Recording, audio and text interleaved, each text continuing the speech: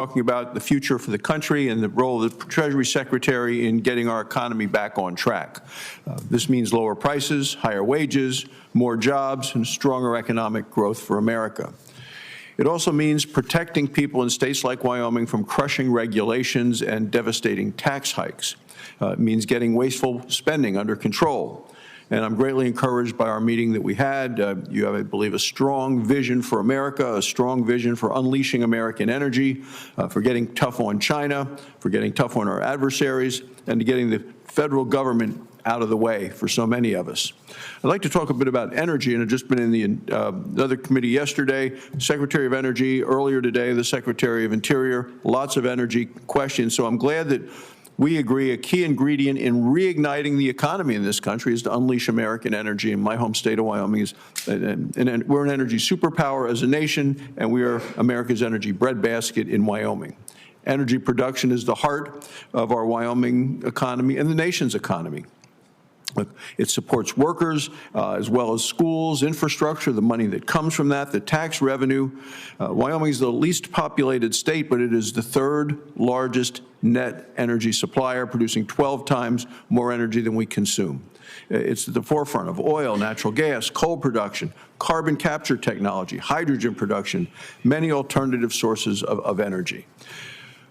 What's happened is that energy producers in Wyoming and across the country faced a whole of government assault from the Biden administration on American energy production, taxes, crippling regulations. They've weaponized the tax code in ways that are just unthinkable to me against conventional American energy production. The things that Joe Biden signed into law just made things worse. But the good news is with you there, with President Trump in the White House, things are about to change. So you've talked extensively about boosting American energy production. What role do you see yourself playing as Treasury Secretary in making sure we become American energy dominant and in terms of energy security as well? Senator Barrasso, I very much enjoyed our meeting and wide-ranging discussion, and my family and I had a fantastic vacation in Wyoming this summer. That in terms of within the potential Trump administration, I'm sure you've heard it from Secretary-designate Wright and Burgum, we refer to as energy dominance. And energy dominance, one of the reasons that I believe we have not been able to apply as muscular sanctions against the Russian Federation, or unwilling, was because the supply of energy was constrained in the U.S. Mm-hmm. So the same with the terrorist regime in Iran. So I would view that as we can raise U.S. production, we would squeeze down the bad actors, especially Iran. I think I'm right, maybe not in the exact numbers, but in order of magnitude. I believe Iran was down to 100,000 barrels of oil exports when President Trump left office. I believe that they are now exporting in excess, or approximately 1.7 million.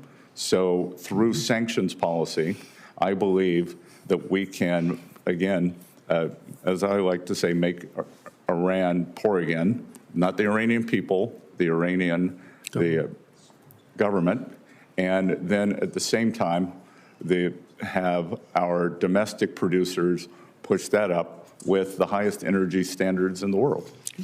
Yeah, we're the best. We do it. We're the best stewards of the land, and I agree. And what we've also seen, as you mentioned, with Iran increasing the sales, or selling it to China. China is buying it at a discount, so they're getting cheap energy. Iran is getting tanker loads of cash back, essentially, and they're using that money for terrorism. So in terms of our own national security. I have one last question in my time remaining, and this has to do with the Tax Cuts and Jobs Act that we passed in 2017. If that were to expire, we're talking about a massive tax hike of over $4 trillion. What would that kind of a tax hike mean for small businesses, for job creators, as well as our global competitiveness, if all of a sudden we put the heavy wet blanket of a $4 trillion tax increase on our nation?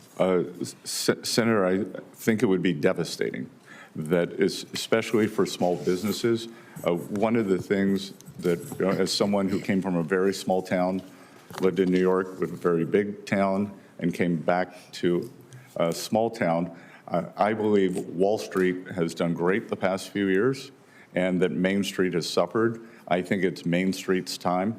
Wall Street can continue to do well, maybe not as well, and it's time to have a Main Street small business-led recovery led by small banks, regional banks, as I call it, reprivatizing the economy.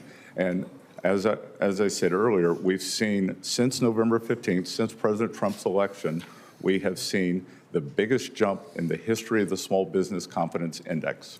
Thank you, Mr. Chairman. Thank you, Senator Tillis. Thank you, Mr. Chair. Mr. Bessent, thank you for being here and time in the office, and congratulations to you, your spouse, John, and